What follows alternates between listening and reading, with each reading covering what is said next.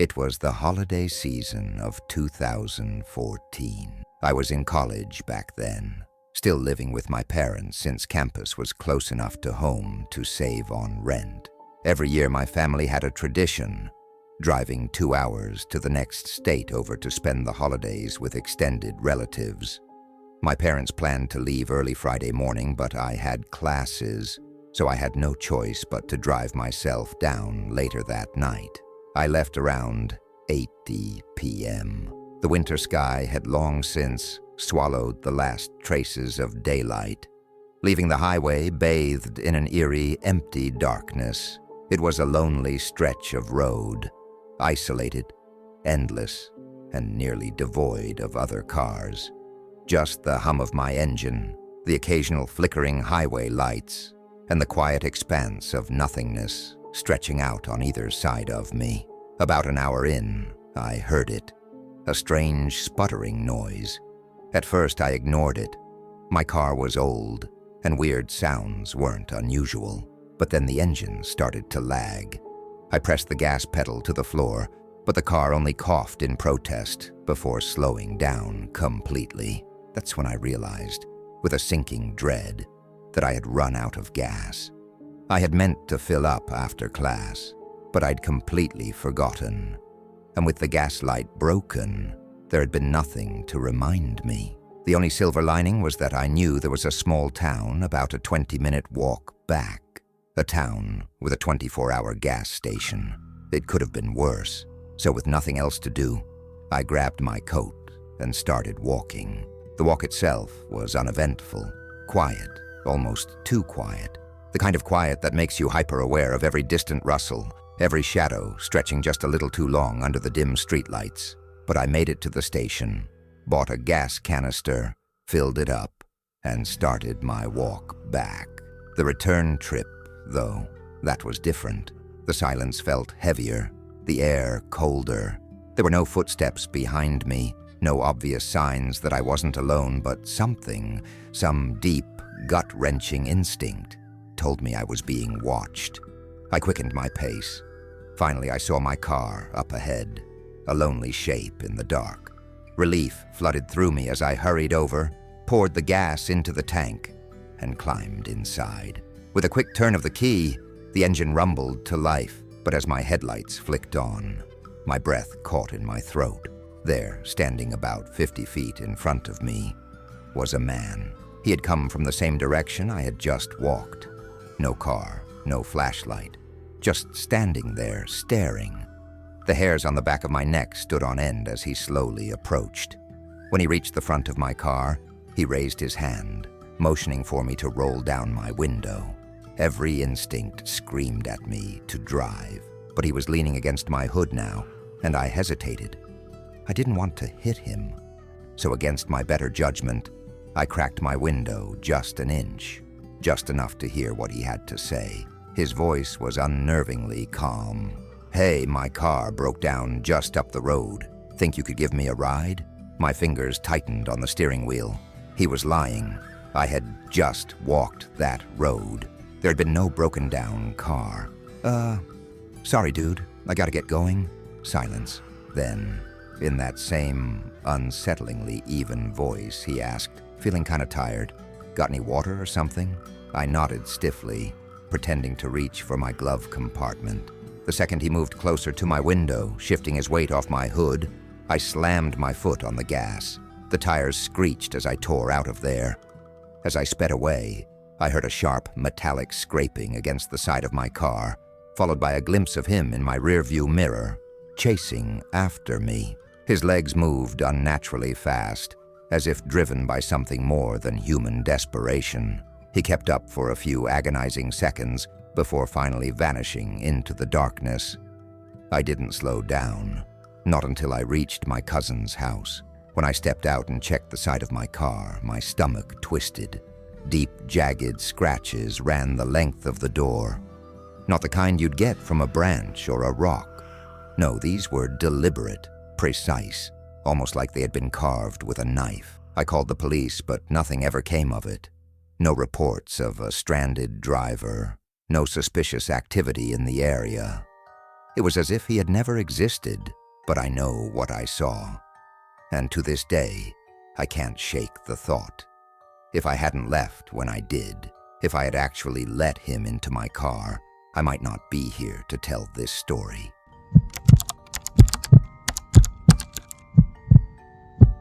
Some nights stay with you forever.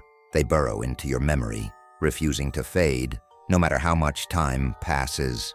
For me, that night was 20 years ago. I was 17, just a reckless high school kid hungry for freedom.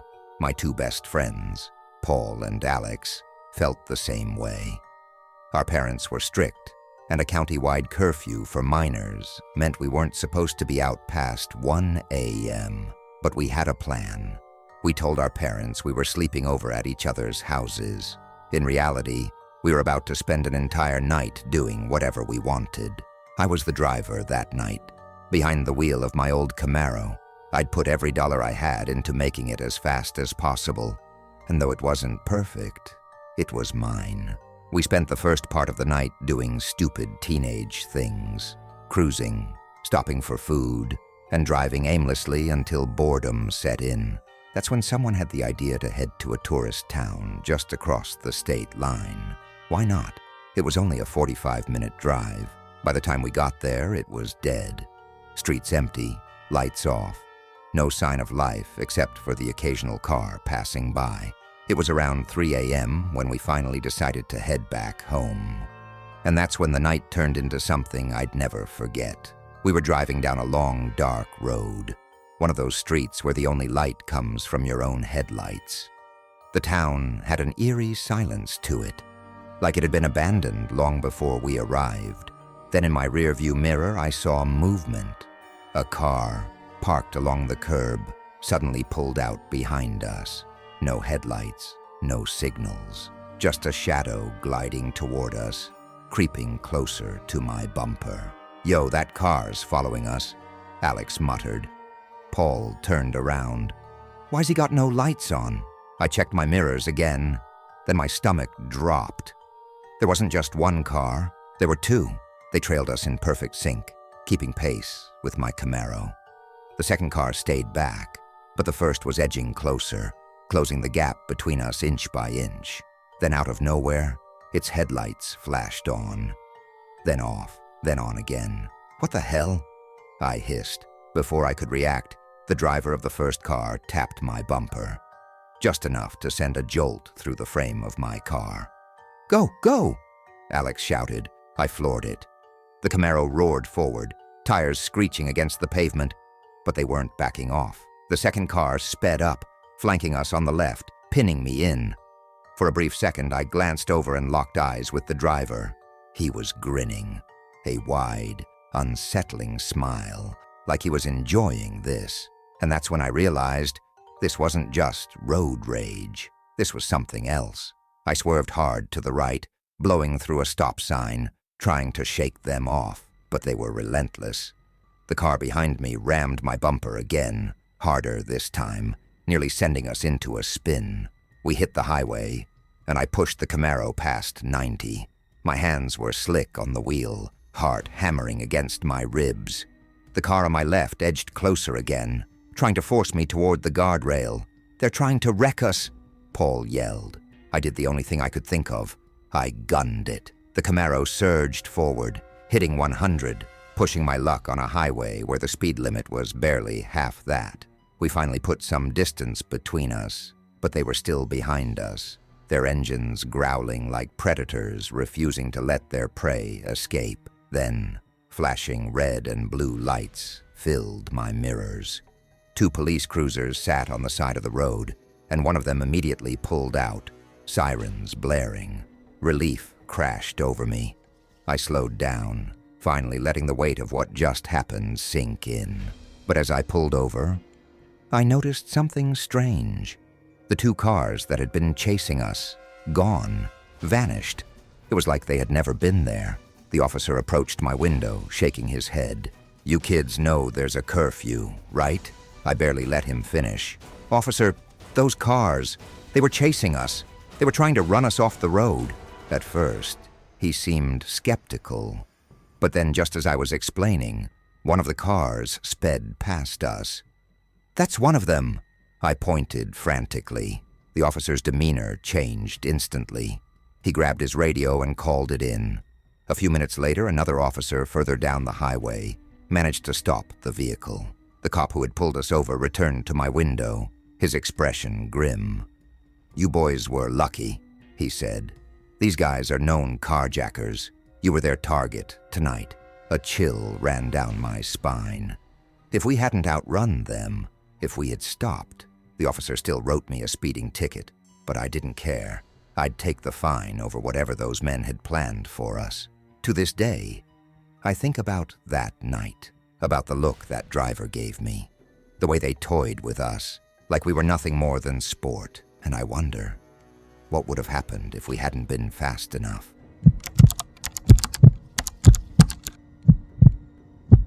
I live in a semi-rural area where nights are quiet, roads are empty, and the darkness stretches for miles. There's not much to do on weekends, so every now and then I drive into the nearest city, about 45 minutes away, to meet up with friends. That weekend was no different. I left home around 6 p.m., spent the evening hanging out, and by midnight, I decided it was time to head back. Midnight felt late to me. I'm not a night owl by any means, so as I merged onto the highway, exhaustion was already creeping in. My only goal was simple: get home, get to bed. The road was desolate, just me, my car, and the occasional flickering streetlight. The steady hum of the tires against the pavement did little to keep me awake. I had just started considering rolling down the windows for some fresh air when a man, right in the middle of the highway. I barely had time to react before he lunged toward my car, frantically waving his arms. My heart shot to my throat as I slammed on the brakes, tires screeching against the asphalt. I veered to the shoulder just in time to avoid hitting him. For a split second, I just sat there, gripping the steering wheel, heart hammering. Then anger replaced shock. What the hell was this guy doing in the middle of the road? I laid on my horn, expecting him to jump back in alarm. He didn't. Instead, he turned his head slowly, unnervingly, slowly, to face me. And then he started walking toward my car. I could see him more clearly now, illuminated by my headlights. He was in his early 30s, drenched in sweat, his eyes wild with panic. There was something off about him, his movements, the way his gaze locked onto mine like a predator sizing up prey. I hesitated but rolled my window down just a crack. "Hey, what's going on?" I asked, my voice more cautious now. "I need a ride," he blurted out. His hands were already tugging at the passenger door handle, locked, thank God. Just let me in. I'll explain everything. Just drive." Something in my gut screamed at me. "Don't. Where are you coming from?" I asked, forcing myself to stay calm. "Do you need me to call someone?" His face twisted in frustration. He wiped at his forehead, took a staggering step back. "Number just. Let me in. Please, I need to go now." That was all I needed to hear. "Sorry, man. I can't do that." The second the words left my mouth, his entire demeanor snapped. His breathing grew ragged, his fists clenched. Then in a burst of rage, he slammed his palms against my car door. "Let me in!" he screamed, banging his fists against the window, the sound like gunshots in the silence of the night. My fight-or-flight instinct took over. I floored the gas pedal, swerving back onto the highway. My headlights caught one last glimpse of him, his eyes wild, his body lunging forward as he tried to chase after me. He didn't make it far. Within seconds, he was swallowed by the darkness. My hands were shaking as I grabbed my phone, calling 911. I relayed everything: the location, his description, his erratic behavior. The dispatcher assured me they'd send an officer to check it out. The next morning, I called the police department for a follow-up. What they told me made my blood run cold. The man had been found. He was caught again, running in the middle of the road. But that wasn't the worst part. He had been identified as the suspect in an armed robbery of a gas station. just 30 minutes before I encountered him. I don't know if he was high, desperate, or both, but thinking back on it, I can't shake one chilling thought. If I had let him into my car that night, would I have made it home at all?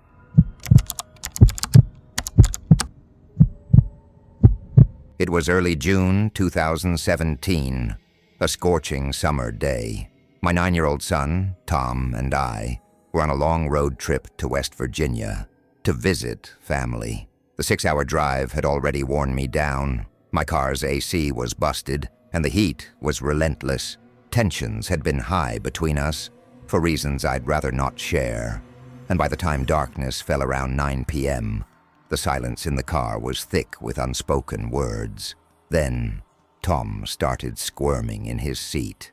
"Dad, I really need to go to the bathroom," he whined. I sighed, gripping the wheel tighter. The stress of the drive, the heat, and our earlier argument had already drained my patience. "Just hold it a little longer," I muttered. But he kept complaining, and finally I gave in. "Blur, Durium." Sign zipped past in the night.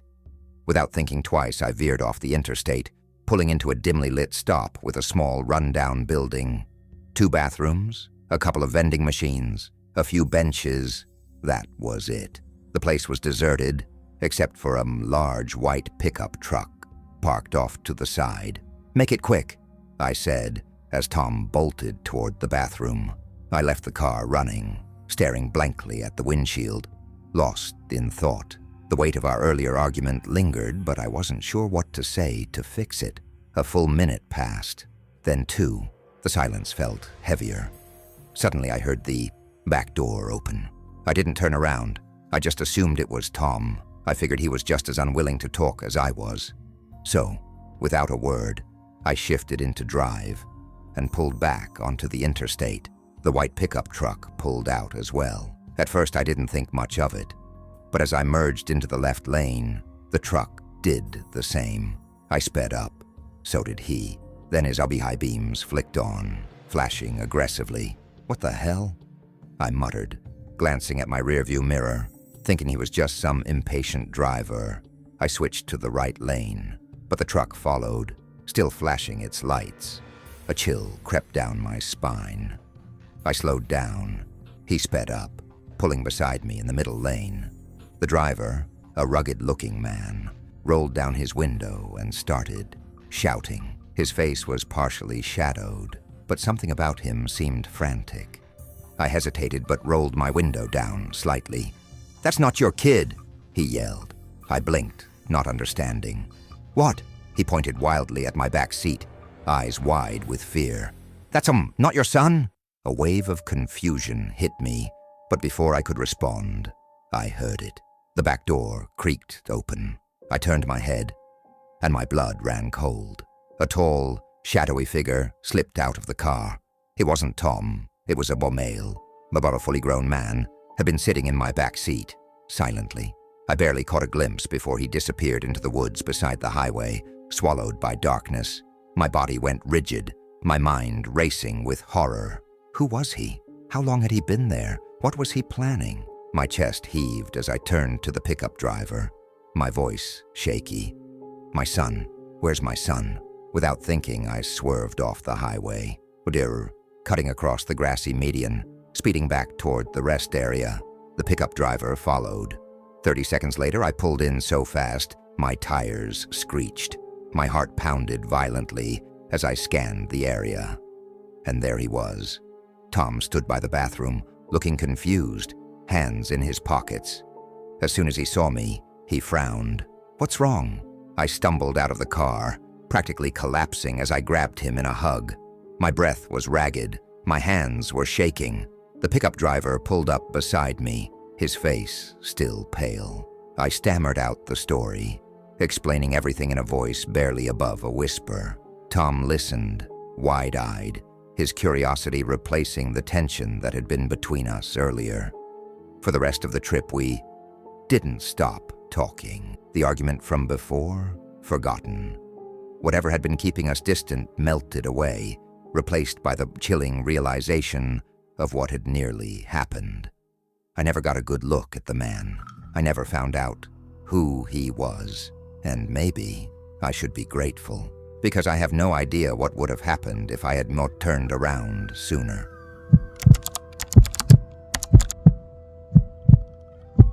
My girlfriend and I had just taken a road trip to California.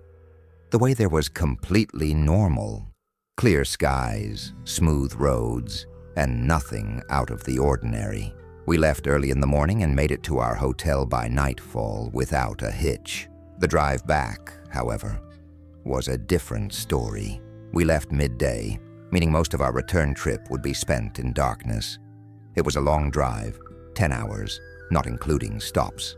We made 2 food stops, one 3 hours in, and another much later, deep into the night. By 12:30 a.m., we were exhausted, starving, and eager to get home. We pulled off the freeway at the nearest Wendy's, grabbed our food, and got right back on the road. I decided to eat while driving, which annoyed my girlfriend, but I just wanted to get home as soon as possible. That was when it started to rain. At first, just a drizzle, then a full-on downpour. "Pull over," my girlfriend insisted. "You shouldn't be eating and driving in this weather." I sighed but complied, easing onto the shoulder of the desolate highway. The moment I put the car in park, the rain intensified, hammering against the windshield in deafening sheets. I took a few bites of my burger, my girlfriend scrolling on her phone beside me, when a loud, sharp knock at my window. I froze. My girlfriend gasped, clutching my arm. I told myself it was just the wind or a tree branch, but then I turned my head. A face, pale and soaking wet, was staring back at me. My heart nearly stopped. The figure, a woman, was standing just outside my window, her clothes drenched and clinging to her frail frame.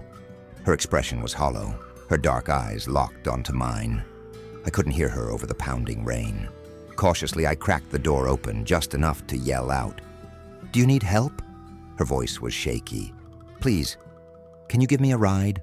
I hesitated. I glanced at my girlfriend, who immediately shook her head, eyes wide with silent warning. But what was I supposed to do? Leave her out here in this storm? "Yeah, sure," I said, unlocking the back door. "Get in." The woman slid into the back seat without a word. As I pulled back onto the highway, I glanced at her in the rearview mirror. She was sitting stiffly, hands folded in her lap, staring straight ahead. Water dripped from her clothes, pooling onto the seat. "Where are you headed?" I asked. No answer. I glanced at my girlfriend, who gave me a pointed look. "Hey." I tried again. "Where do you need to go?" This time, the woman turned her head, slowly. Her face was expressionless, but something about it made my stomach churn. She shrugged. I felt my girlfriend's eyes on me again. I swallowed hard. "I'll drop you off at the next town, all right?" No response. I focused on the road, but my grip on the wheel tightened. The air inside the car felt heavy, suffocating. The rain outside grew worse, reducing visibility to nearly nothing, and then a screeching, blood-curdling scream erupted from the back seat. Before I could react, the woman lunged forward, her cold, clammy arms wrapping around my throat. I gasped, my foot slamming the brakes. The car skidded, tires screeching against the wet pavement, narrowly missing the highway divider. My vision blurred as her grip tightened, crushing my windpipe. My girlfriend screamed, then lashed out, her nails raking across the woman's face. The woman shrieked, this time in pain, her grip loosening just enough for me to throw myself out of the car. I gasped for air, my throat burning, my heart hammering in my chest. The woman sat in the back seat, hands pressed against her face, rocking back and forth. Softly, she began to whisper something. I forced the back door open, grabbed her by the arms, and threw her out into the rain. She hit the ground, mud splattering around her. And then, "Please," she whimpered. I stood over her, panting. Rain streamed down my face. "Please," she repeated, her voice cracking. Her hands trembled, reaching toward me. I didn't care. I turned, got back in the car, and we locked the doors. And as soon as I put the car in drive, the woman Obo slammed her hands against the window, letting out another ear-splitting scream. I didn't wait. I floored it, leaving her behind in the storm. My girlfriend was already on the phone, calling the police, breathless as she tried to explain what had just happened. We didn't stop again. We drove straight home, the weight of what had happened sinking in like a stone in my stomach. I still don't know what was wrong with that woman, and I don't want to.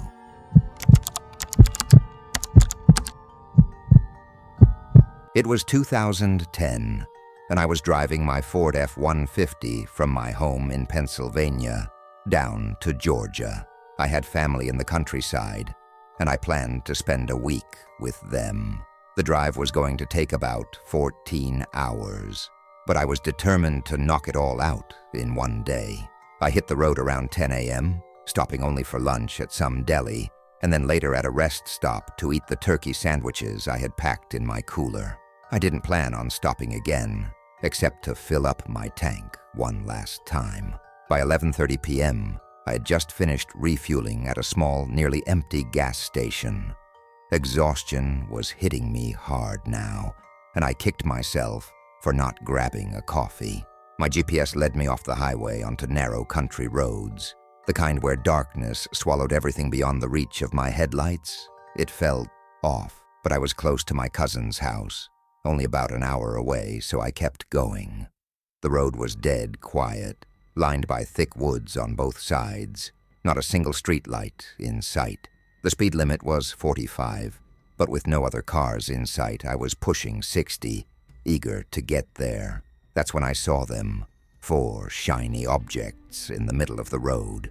I slammed the brakes, tires screeching, heart pounding. My headlights illuminated what they were, big orange traffic drums, the kind used in construction zones. But behind them, there was something worse, a spike strip. I sat there for a moment, gripping the steering wheel. Was there some kind of roadblock? Police activity? But then the thought hit me. What if someone put this here on purpose? Before I could process it, a voice shattered the silence. "Help!" It came from the woods to my left. A shiver ran down my spine. My instinct screamed at me not to go in there. Instead, I called out, "What's wrong?" No answer. The woods remained deathly still. I stepped out cautiously, bat in hand, my truck's headlights barely piercing the shadows. Then out of the corner of my eye, I saw him, someone crouching low behind a bush. He was watching me. I didn't run. I didn't react. I just turned slowly and walked back to my truck, forcing myself to stay calm. The moment I shut my door, I looked left, and my stomach dropped. 2 silhouettes emerged from the tree line, moving toward my truck. I didn't think.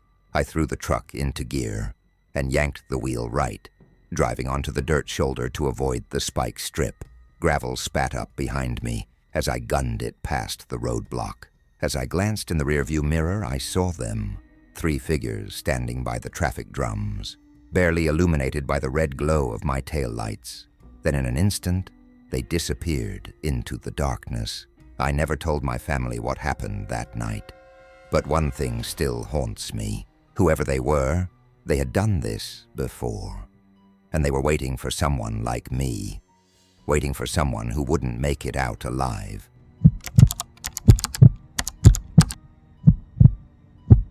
Road trips had always been a special thing for me and my son, Tom. Just the 2 of us, rolling down the highway, making memories. But this time, something felt off. We were deep in West Virginia, the kind of place where the roads stretch endlessly and the trees press in too close, swallowing the sunlight. Everything that could go wrong had gone wrong. The AC in my old sedan had died, leaving us trapped in the thick August heat.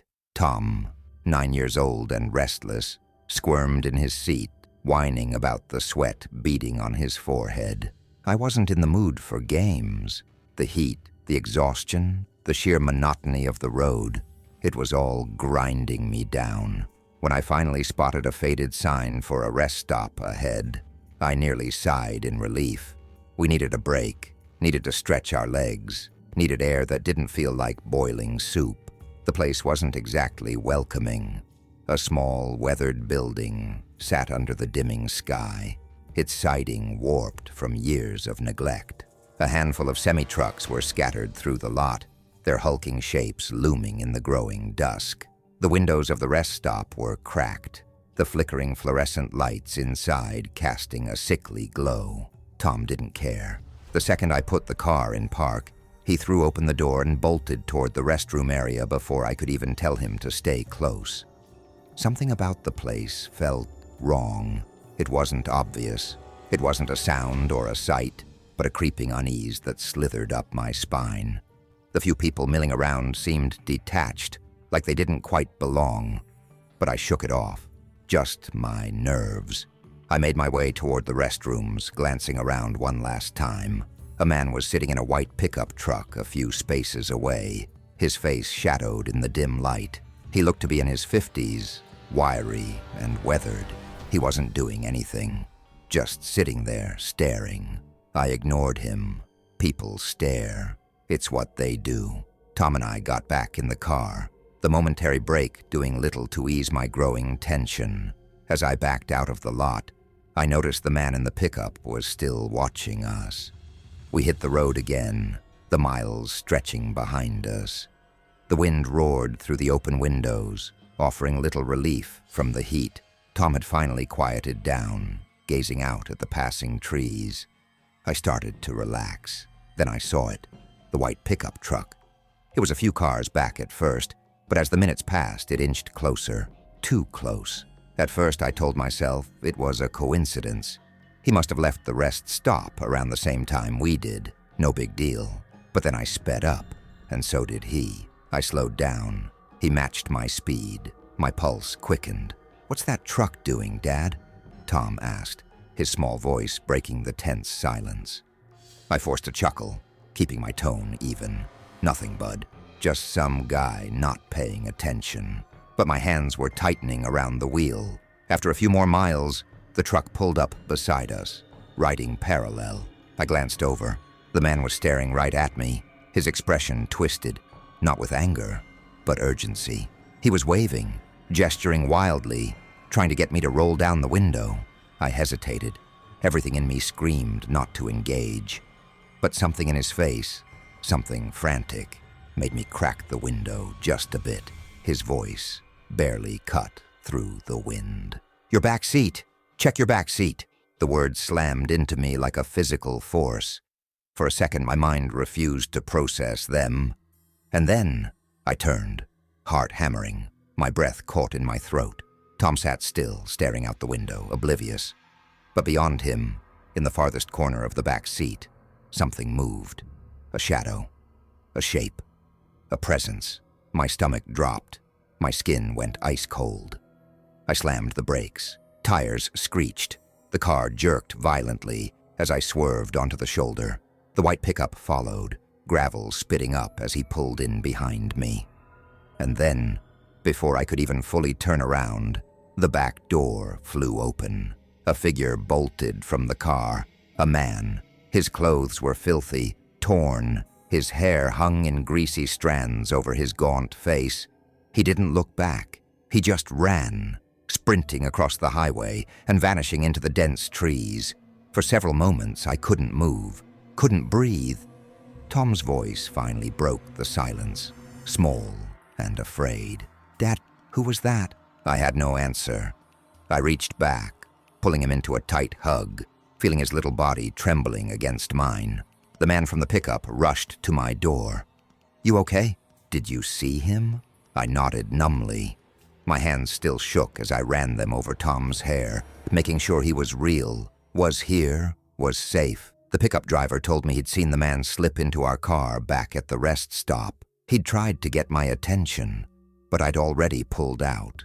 I hadn't even thought to check the back seat before we left. The realization sent a sick wave rolling through my stomach. How long had that man been back there? And what had he planned to do? We didn't call the police. By the time I could think clearly, the intruder was long gone. There was nothing they could do. As we pulled back onto the highway, I kept glancing in the rearview mirror, expecting to see another shadow where it shouldn't be. But it was just Tom, staring silently out the window. Neither of us spoke much for the rest of the trip, and to this day, every time I get in my car, I check the back seat every single time.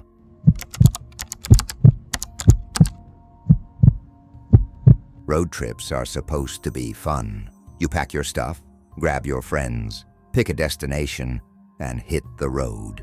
That was the plan, anyway. It was me, Jason, Sarah, and Maria, 4 best friends, packed into Jason's old SUV, heading to a music festival 3 states away. The road stretched ahead, endless and open, the windows down, music blasting. It felt like freedom. We left later than planned, and by the time we crossed into unfamiliar territory, the sun had already begun to set. The highway thinned out, cars becoming fewer until we were the only ones left on the road. Towering trees lined both sides, their twisted branches clawing at the sky. The GPS flickered, then failed completely. Maria frowned at her phone. "I've got nothing, no signal, dead zone." Jason shrugged. "This way is faster, GPS will come back." But something about the silence outside felt wrong. Then we saw it. A rusted, leaning road sign, barely visible in the dying light. "Let's cross the bridge and stop for the night," Jason said. We agreed, not that we had much choice. A few miles later, movement caught my eye. At first, I thought it was a deer at the edge of the road, but as we got closer, I realized it was a man. He stood by an old mile marker, perfectly still. His clothes were dark, almost blending into the shadows. He wasn't hitchhiking, wasn't looking at us, just standing, staring into the woods. Jason slowed. "You think he needs help?" Sarah asked. "No," Maria said quickly. "Keep driving." We did. As we passed, I kept my eyes on him, waiting for him to turn, to react. He didn't. He just stood there, eyes wide, unblinking. A mile later, Jason exhaled. "That was weird. Did anyone see his face?" I asked. Maria shuddered. His eyes. I swear they were open, but they weren't seeing. We didn't talk after that. The road stretched endlessly, twisting through the dark. Shadows shifted in the trees. The air felt heavy, like something was watching. Then we reached the bridge. It was old, rusted, barely wide enough for 2 cars. Below, a river snaked through the valley, black as ink under the moonless sky. Jason slowed as we crossed, the tires thudding against the uneven metal. And then, "Oh my God," Maria whispered. "No way." I followed her gaze and my blood ran cold. The man was standing at the far end of the bridge. Impossible. There were no cars, no turnoffs, no way he could have gotten ahead of us. But there he was, still as a statue, staring. This time, his eyes were locked on us. Jason's grip on the wheel tightened. "Turn around," Sarah whispered. "Now." Jason didn't answer. He pressed the gas, speeding up. As we passed, his head turned, slow and deliberate, following us. This time, I saw his face clearly. His skin was stretched too tight, lips cracked, his hollow eyes reflecting the glow of our headlights. He looked hungry. Maria whimpered. "What the hell is he?" Nobody answered. We just drove, faster. Finally, up ahead, a gas station, old and flickering but real, civilization.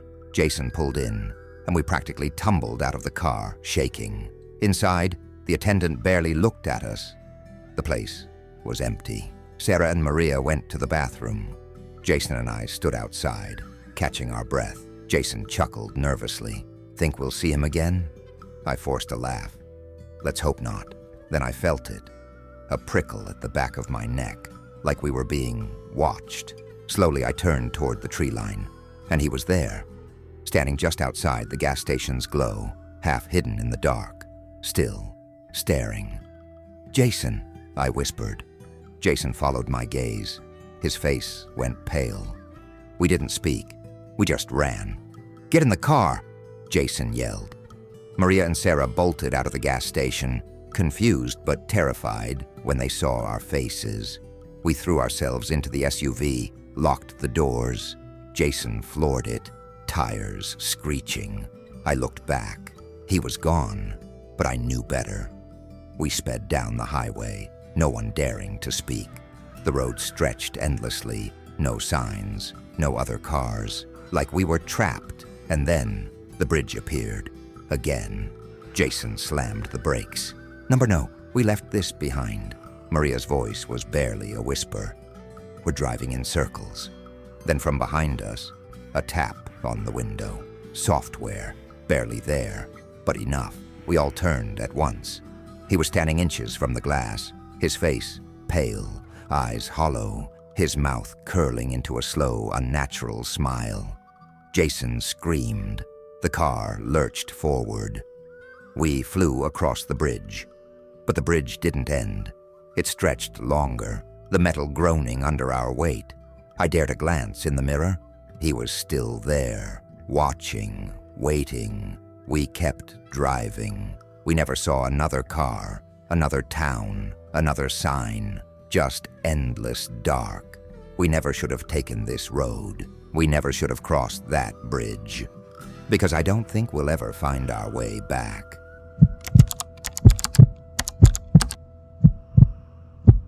Road trips have a rhythm of their own. The first few hours are all excitement, fueled by caffeine, good music, and the promise of getting home. Then, as the miles stretch on, exhaustion sets in, and everything starts to blur together. That's where we were when things started to go wrong. It was late, sometime past midnight, and the highway was empty, just an endless stretch of asphalt swallowed by the dark. My girlfriend, Audrey, and I were on our way back from visiting her parents, a 5-hour drive, and we were about halfway home when the storm hit. The rain came out of nowhere, a sudden, violent downpour that turned the road into a slick, black mirror. My wipers struggled against the deluge, but it was useless. The darkness felt thicker, the headlights barely cutting through the wall of water. I can't see a damn thing, I muttered, leaning forward over the wheel, my knuckles white against the steering. We should pull over, Audrey said. Just wait it out a little. She was right.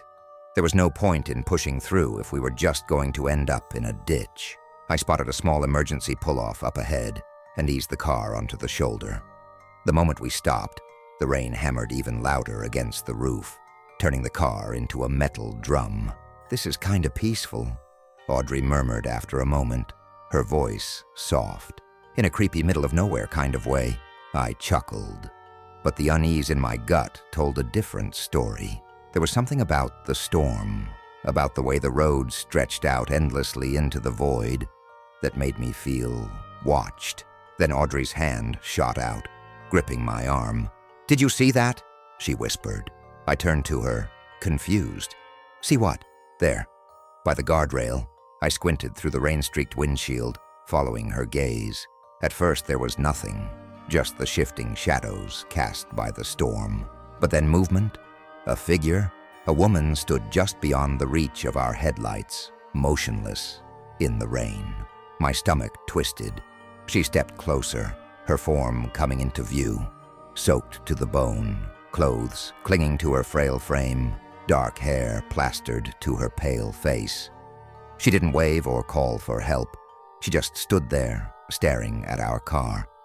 "She looks lost," Audrey said, her voice uneasy.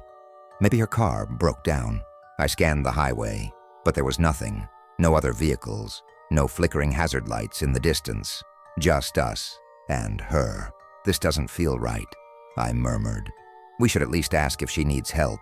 I hesitated. Every instinct in me screamed to stay in the car, to keep the doors locked. But before I could stop myself, I was rolling the window down. Just a crack. "Hey, are you okay?" I called out. For a long moment, she didn't move. Then she nodded. A slow, unnatural nod. Something about it made my skin crawl. "Should we let her in?" Audrey whispered. I didn't want to, but I couldn't just leave her out there. "Yeah," I said, regretting it the moment the word left my mouth. I unlocked the door. The woman moved with eerie slowness, her arms hanging limply at her sides as she approached. The door creaked open, and she slid into the back seat without a word. The air inside the car instantly changed. A damp, sour scent filled the space, making my stomach turn. Audrey turned to face her. "Where's your car?" Silence. I glanced at the rearview mirror. The woman sat rigid, her face obscured by wet, stringy hair, staring out the window. "Ma'am?" I tried again. Her lips parted.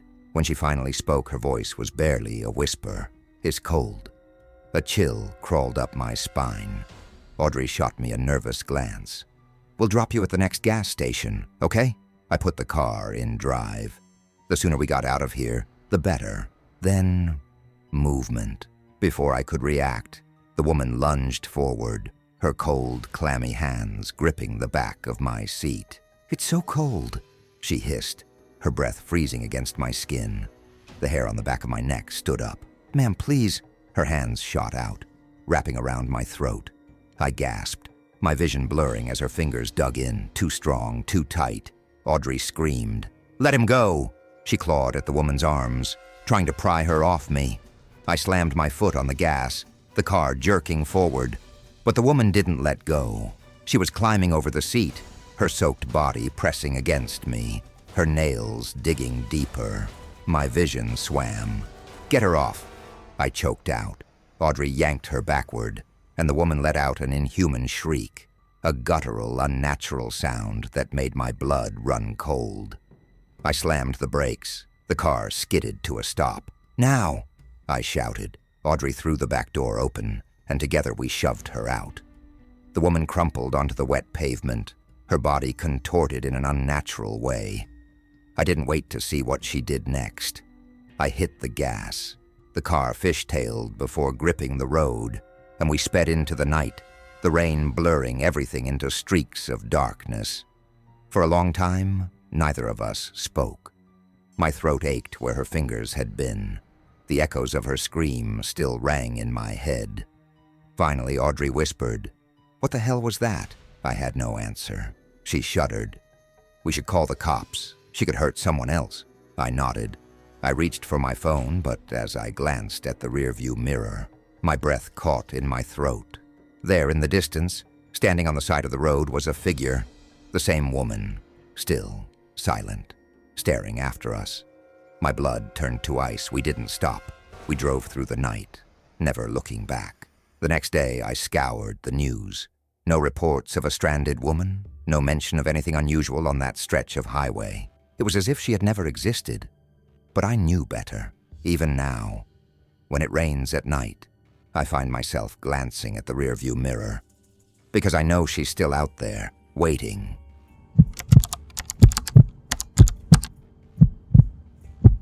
Driving alone at night can be peaceful. Usually it is for me. Just me, my truck, and the open road. But this trip was different. Somewhere in the middle of rural Pennsylvania, the quiet felt off, not peaceful. Eerie. The roads were empty, winding endlessly through thick looming woods. No streetlights, no houses, just an endless tunnel of trees. I had been driving for hours, caffeine barely keeping me awake. The highway would have been the smarter choice, but I had opted for the scenic route. Big mistake. The GPS had died miles back. No service. No way of knowing exactly where I was. Just somewhere between lost and completely screwed. Then something appeared on the road ahead. At first, I thought it was construction. Traffic drums lined up on either side, something metallic glinting in my headlights. But as I got closer, my stomach twisted. The drums were old and battered, as if they'd been dragged there and abandoned. And the metallic glint, a mouse-spike strip. I slammed on the brakes, my truck rolling to a stop just feet away. My pulse pounded. What the hell was a spike strip doing out here? There were no cops, no road work, just darkness and trees. A trap. The realization hit me like a punch to the gut. I gripped the wheel, scanning the roadside, my breath shallow. The forest was too dense to drive through. The road was too narrow to turn around. My only option was reversing. But even that, movement, a shadow stirred in the trees. Then another. I blinked. Numbered not shadows, people. They emerged from the darkness, stepping onto the road, slow and deliberate. 3 of them, dressed in dark clothing, hoods concealing their faces. They weren't running, but they were coming, straight for me. One of them carried something, a long, thin object. A crowbar? A pipe. I threw the truck into reverse, my hands slick with sweat. The tires crunched over gravel as I backed up, careful not to veer off into the ditch. But the figures were speeding up. One of them broke into a full sprint. Then I saw him, a 4th figure, standing behind my truck, just on the edge of the road. I hit the brakes, my headlights casting his face in sharp relief. Unlike the others, he wasn't moving. He just stood there, staring at me, and grinning, a slow, unnatural grin. Then he lunged, his hands slammed against the tailgate with a sickening thud. The truck shuddered as he tried to climb in. Metal and scraped against metal. My brain screamed at me to go, but my body had locked up, frozen in sheer panic. Then the others broke into a run. I floored the gas. The truck lurched backward, the sudden acceleration slamming the grinning man against the tailgate. He let out a strangled yell, but I didn't care. I had to get out. Now, the men in front of me were nearly at my hood. I twisted the wheel, yanked the shifter into drive, and did the only thing I could think of. I turned off the road.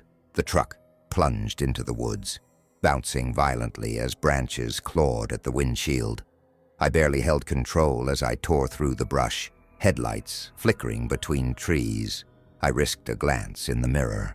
They were gone, or maybe I just couldn't see them anymore. For what felt like forever, I kept driving, tires struggling against the uneven ground. My hands wouldn't stop shaking. My heartbeat thundered in my ears. Who were those men? What the hell was their plan? How many people had fallen into their trap before me? Finally, the ground leveled out. A dirt path. I followed it blindly until, at last, pavement. I barely registered the gas station ahead until I saw its fluorescent glow cutting through the night. Pulling into the lot, I killed the engine and sat there, gripping the wheel. My knuckles white. My body was still shaking, adrenaline refusing to fade. Eventually, I forced myself to move. I filled up my tank, grabbed a bottle of water, and got back on the road. But this time, I stuck to the highways. No more scenic routes, no more back roads. Because out there in the middle of nowhere, you never know who or what might be waiting.